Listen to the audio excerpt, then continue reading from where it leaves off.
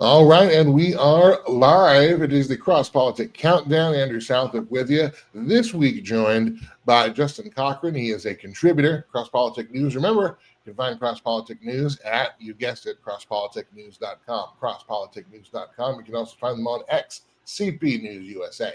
CP News USA on X. Find us there. Justin Chartree, of course, the managing editor there of Crosspolitic. Not with us. We all miss him. I know. Last time you saw us, me and Justin, that is the other Justin, we're talking about the Seattle Mariners in the postseason. And of course, this week, we're not talking about that at all because they're not there. Anyway, nonetheless, I am still repping my Seahawk. I am true to the blue. It is Blue Friday. Nice. Justin Cochran, I know he's a fellow Floridian there like myself. And I'm originally from Seattle, but, now an East Coast transplant. But, you can't take the blue out of the boy. Got to tell you. Anyway, Justin Cochran, nice. Welcome to the Crosspolitic Countdown. Why don't you, before we get going, maybe tell us a little bit about how you got connected with Crosspolitic News and what your role is. And obviously, we're going to talk about one of your articles here in a few minutes.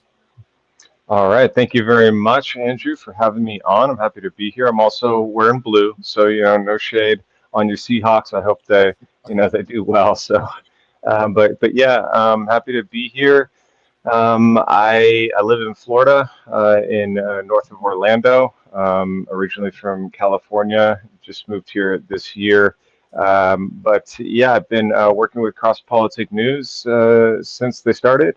It's been, a really great experience. I'm just happy to be a part of the team.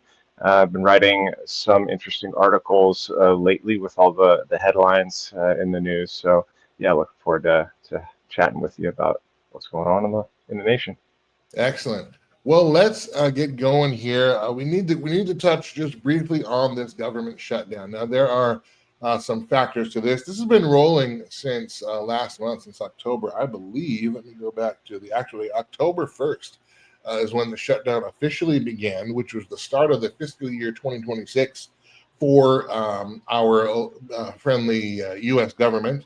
And it really was from a failure to pass an appropriations bill. And a lot of it was over continuing to fund Obamacare, and the Democrats want more of it, Republicans want less of it. Okay, fine.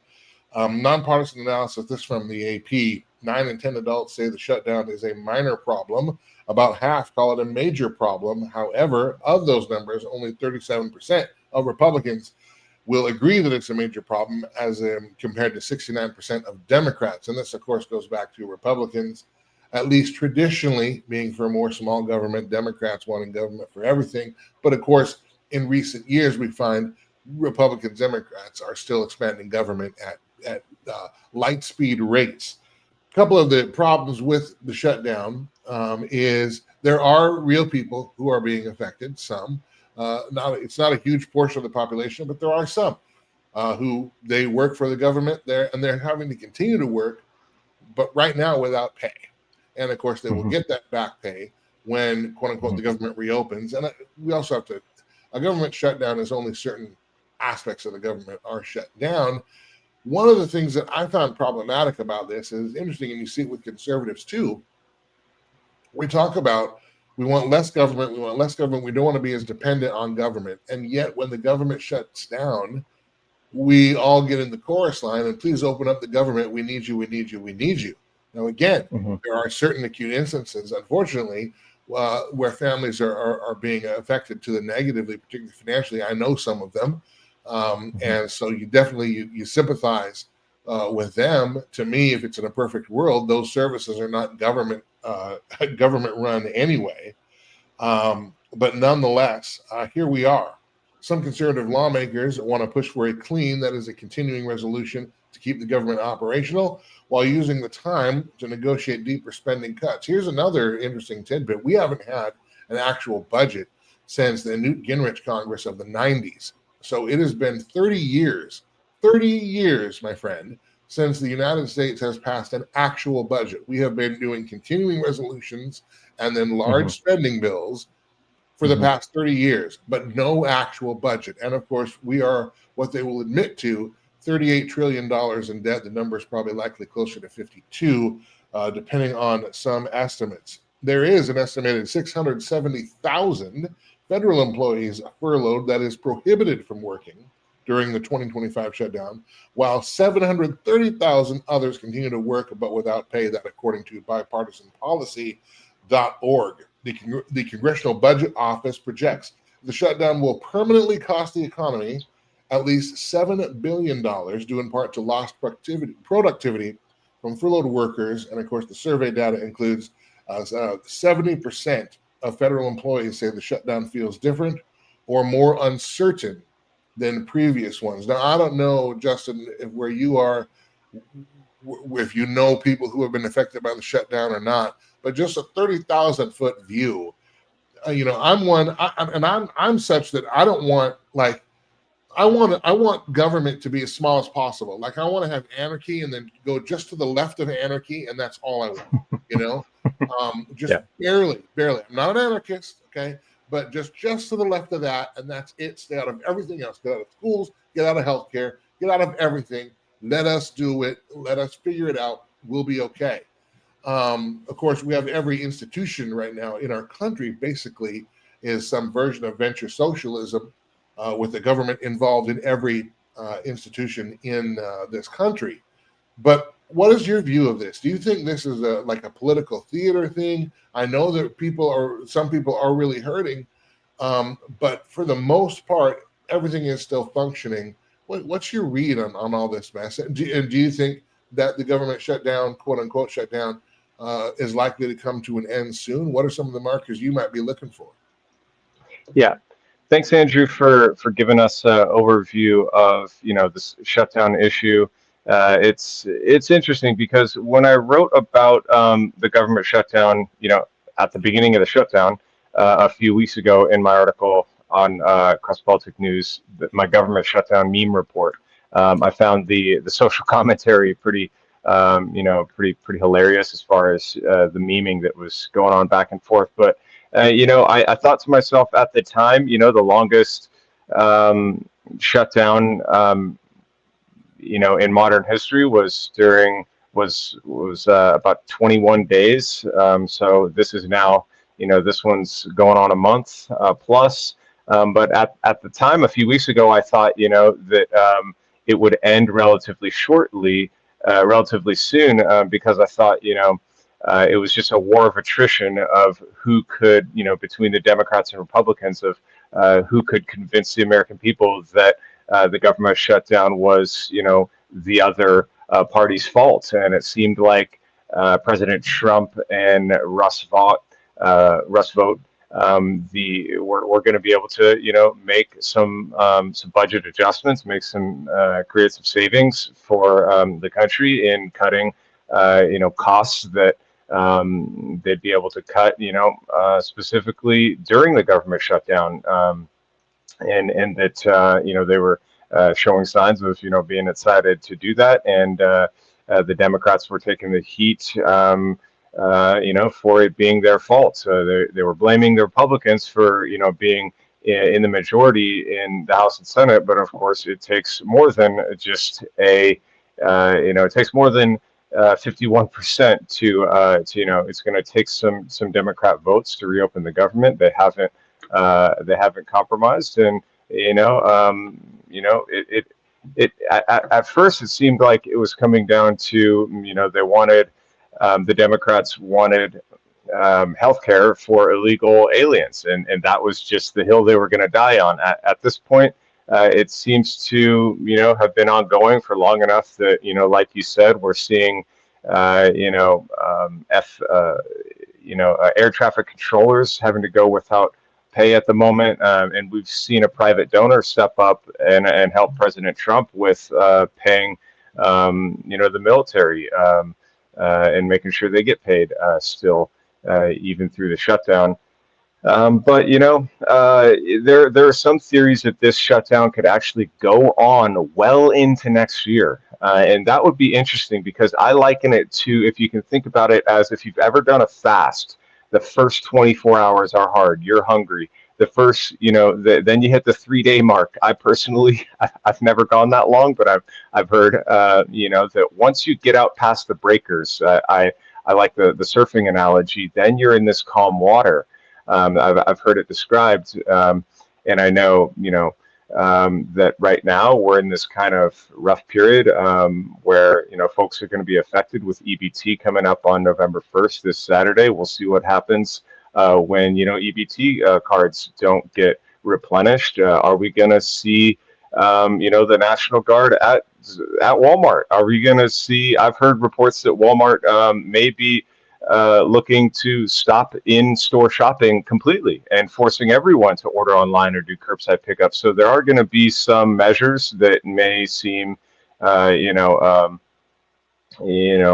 extra challenging, but I believe that it could actually turn out to help us identify where the waste and the fraud and the abuse is with EBT, for example. I mean, my own family, we grew up on food stamps. We were very low income. My mom still receives as low income retiree, and we're thankful for programs like that, and we need those programs for people in this country that need them. But I also think churches can step up, food banks, and in states that are run appropriately, they're going to be able to fill in those gaps. And unfortunately, in some of the big blue cities, they're not equipped to do that. So they're going to be, suffering because of that. And, I do hope that it gets resolved and we get the government, up and running again. And just one last point to what you mentioned about the debt ceiling and, the lack of a balanced budget for so long. I can vaguely remember growing up. The last time we had a balanced budget was but I have heard some strange theories that they're just going to revalue the American debt into World Liberty Financial USD crypto coins. So that's pure speculation. We'll have to wait and see, but I do think there are some creative ways to deal with the debt that would involve alternative currencies, bitcoins, and the like. So we'll see how the administration tackles that. Yeah, that's a whole other conversation there, because I have some incredible reservations on a revaluing and giving a dollar for dollar digital coin, which is fully controllable by the Fed, and I think that's a backdoor way into a social credit system. But nonetheless, I wonder too, just real quickly, just kind of on an ideological, on a philosophical perspective. I agree. We do need, as communities, to have a way to be able to provide services and things for people who need them, particularly when you have difficult times. I would wonder how effective these services are when we keep expanding them. If they were really effective as a hand up, people would be able to get off them eventually, but there's so many roadblocks and different obstacles at the same time. When we continue our spending the way we do, we undercut our dollar's value. So even our own spending bills, there is no such thing as government spending that isn't in some way at one point or another going to be a tax of some kind. And so one, you're losing more money to tax, and then two, you're stretching that dollar over a broader spectrum of goods and services that now that dollar is weaker and weaker and weaker and weaker and weaker, and we're doing this to ourselves. So the person, like your mom, we need these services, but it's in part because of the policies we keep churning out. Couple of questions on this for you. Just wondering what your take would be. Should these services necessarily be federal? Why can't we bring these down to the state or local level, or as local as possible? Number one, and then number two, what about, again, having some of the localities, the churches, the schools, the doctors, the mom and pop stores, instead of going to an all-consuming federal leviathan and their chosen favorite corporate entities supplying these needs? Yeah, that's a great question. And I do think that states need to play a more significant role in a lot of social services. and I have read some articles. I'll have to double check this, but I have read some articles that EBT specifically is going to continue to function in um, states where they're able to backfill the budget for those programs. So it remains to be seen exactly who's going to be hardest hit come Saturday. But yeah, I mean, to your point about drilling into this this idea of churches and nonprofits being able to assist. I think that's how from what I've read in history that's how a large part of the country was assisted over the over the past history of our country. And it wasn't until the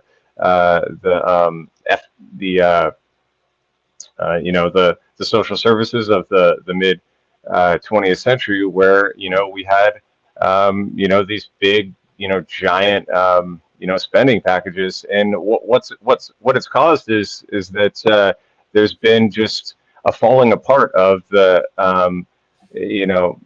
of helping your neighbor. What incentive is there for me to turn to my neighbor and even ask for if they have an extra if they can help me with. I mean, I remember growing up, my mom, we had a great relationship with our next door neighbor. We would ask for an egg, or if we ran out of milk, we would knock on the door, and we had a mutual helpful relationship with neighbors. But we just don't see that because people are getting their help from the government, and then there's just no incentive to be a member of a church and to be a part of a local church where there's accountability for how you're raising your family, and that accountability mechanism of churches has been displaced by government programs. So I think we need to change that. And it is a mess. We talked about the debt just a couple of minutes ago. Then we'll switch topics because I do want to get to your article on elections and go through some of those.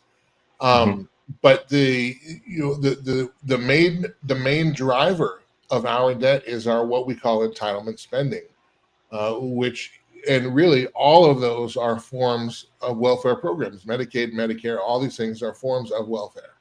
And I am not saying welfare in and of itself is bad. My concern is that from the federal government, it's more of a way for them to control what you do and how you do it and where you go and et cetera, as opposed to, again, if it's localized, they can't have that kind of control. You can actually get the care and support and service that you need, and probably far more efficiently. But here's the thing: we don't. Even in the last election, coming up to the when they passed the Trump's big bill, I said, why don't we want to tackle the what we call entitlements, which really is just broad federal welfare, and we should rename it so that we can at least have a conversation, because we need to figure out how to get off of the government rolls if we don't want to have a dollar collapse and fold into a digital currency system and all this other stuff. We've got to figure out how to get that power and that economic power back to cities, communities, states, and out of the federal hands. But as you can see, even with the shutdown affecting right now about 2 million Americans in terms of their personal finances and jobs, and that's not insignificant. So I'm not trying to minimize any of that for them or their families. But if we aren't willing to even have the conversation now, when it's a small percentage of America, it seems insurmountable that we'll actually be able to talk about this from the larger portion, because what this shows is how dependent we are and how dependent we have become on our government. Yeah. I see that as a warning that maybe we've gone maybe even a past warning. Maybe we've gone past a few barriers maybe we shouldn't have in terms of our relationship, citizens, with the government. And my concern is if we don't start having these real conversations, how do we actually deal with these things in a way that, it doesn't leave people hanging, because we have conditioned people to be dependent on government. but a way to get off of that and stand up again on our own 2 feet as Americans. I'll give you the last word on this, then we'll get to your article. Yeah. Yeah, that's exactly right, Andrew. I couldn't agree with you more. We've grown too dependent on the government. We do need to, bring it back to a state level. And what I've seen here in Florida is that, Ron DeSantis is mentioning we're actually going to be voting on completely doing away with property tax. So we're not going to be no longer just paying rent for our property to the government. And that's what can happen when you have good leadership. Running a state, how it should be run. You get trickle down, benefits that are gonna benefit your state for years, for generations to come. I think there are other things that are going to have to be, federalized. Obviously, air traffic control, things like that are gonna need to be run. But even tariffs, for example, there was a time before income tax where this country was run on tariffs, and I think President Trump is trying to bring back some of that fiscal responsibility. Although we've just seen the Senate, vote, and some of the few of the Republicans crossed over party lines and voted with the Democrats to try to strip President Trump of his ability to levy tariffs. I don't think that's going to stand a chance in the House. At least I hope not. But yeah, so. There's definitely still a fight being put up by, folks in Congress who are afraid to make cuts to things like Social Security, where the math doesn't math. It's going to be insolvent at a certain point. So we're going to have to take a look, and we're going to have to, make some tough choices as a country. All right, well, let's leave that conversation there, and let's get into your article here. We've been teasing it here over the show. You covered the top races as election day approaches. You broke many of those down in your article. Let's walk through a few of them. But first, what was your impetus and inspiration, if you will, in writing this article? Yeah, thanks for bringing up the article. I had a fun time writing this one just because last year was it was a lot last year, taking on that presidential election. We all were, just ready for to take a little break from politics there after that wild 2024. But we can't forget that we have an election coming up, and there are important races that are happening across this country that are going to set the tone for the midterms next year. So I just went through and took a look at a couple of the top issues and ballot issues and races. Excellent. Well, let's start with New Jersey here. Mickey Sherrill and Jack Citarelli. Tell us a little bit about this race and why did it make the list here? Yeah. Well, New Jersey is now a swing state. All right. Just like Florida was a swing state, 20 years ago, and it is not really anymore. It is Trump.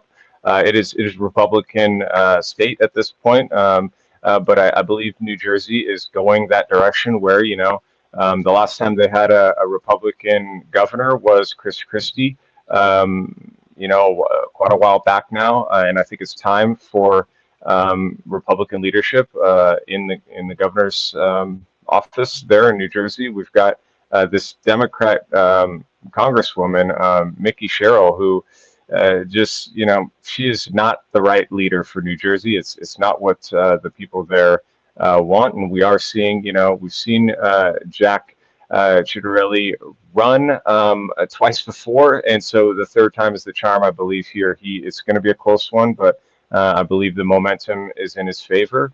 And his opponent has been. Yeah, she's just there's a bit of a laundry list there on what she's, how unqualified she is. Now here's one obvious. in Virginia. Winsome Earl Sears, the Republican versus Abigail Spanberger.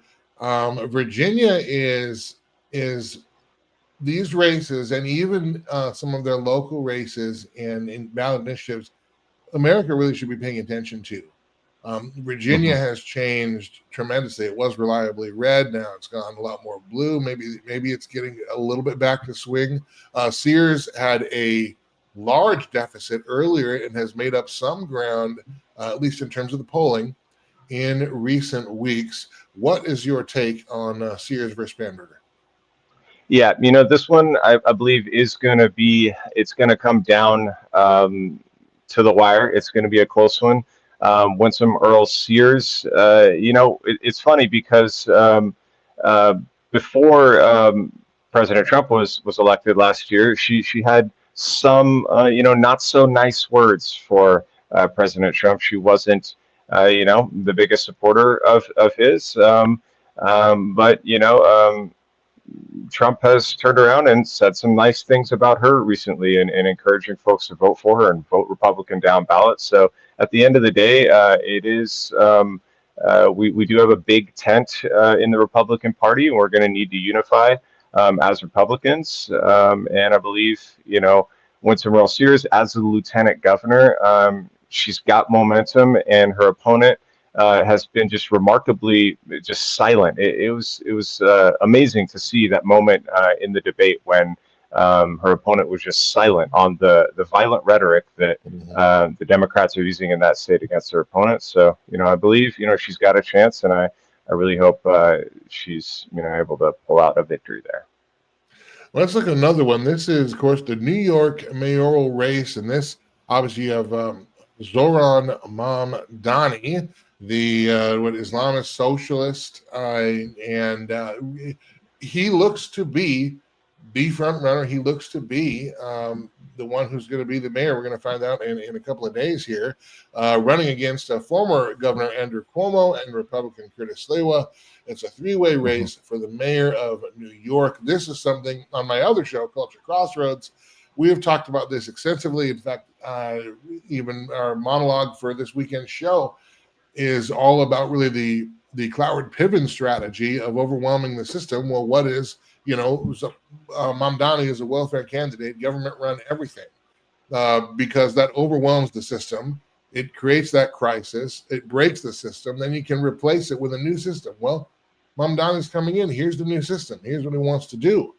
And people are, and I mean, when I say this, the people that I've spoken with on the right side of the aisle, right politically,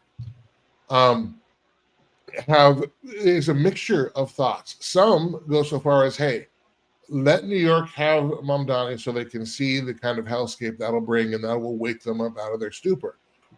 I can see that. I would think if we had the country we had in the 90s, that might work. I'm not sure that enough of us anymore believe that America is even good to begin with, because we've spent the past 25 years re-indoctrinating our kids that America is horribly racist and irreparably white supremacist and everything else, and must be replaced. So I think there are some true believers, and maybe a critical mass of them. I'm not sure if that's the case in New York. We'll find out.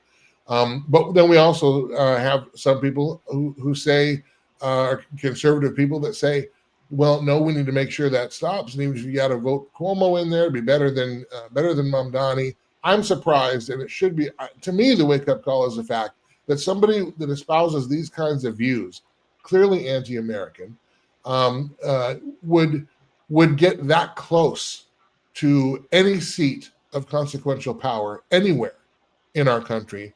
Our founding fathers rolling over in their grave, doing backflips. They'd be winning Olympic gold medals right now if we could see what's going on. Justin, what say you?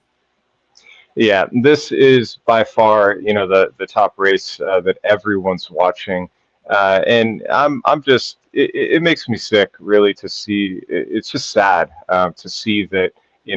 I remember vividly, watching 9/11 on TV. I was a freshman in high school, and it's just the thought that now we're going to have a Islamicist, running the financial capital of the world, the biggest city, most important city in the world. It's ridiculous on so many levels. I think, some have called for Curtis Sliwa to have stepped out of the race in order to, line up support behind Cuomo. I don't know if that would have been enough. and other people I've seen have crunched the numbers in such a way that, there's a chance that that somehow, even in the three-way race, that Mamdani, isn't guaranteed a victory. So we'll certainly have to wait and see. But yeah, it's just ridiculous. I just saw yesterday or today even that there's flooding going on all across parts of New York City, and for a city that can't even figure out how to clean the drains out and let the rainwater wash down, they think they're going to have free buses and free grocery stores. I mean, it's not going to happen, and it's exactly right. It's a Piven strategy to break the system.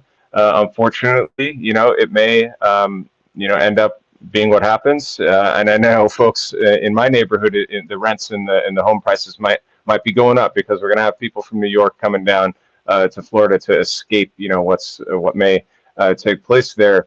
But if you think that Mamdani, or if anyone thinks that Mamdani is simply, just lucky or unqualified, but not going to make cause too much damage, I mean, I think we need to think again and seriously consider that him teaming up with AOC and Bernie Sanders could end up we're going to have folks announcing that they're running for president come end of next year, and it's going to be interesting when you have the young Democratic extremists lining up behind Mamdani, AOC, and others.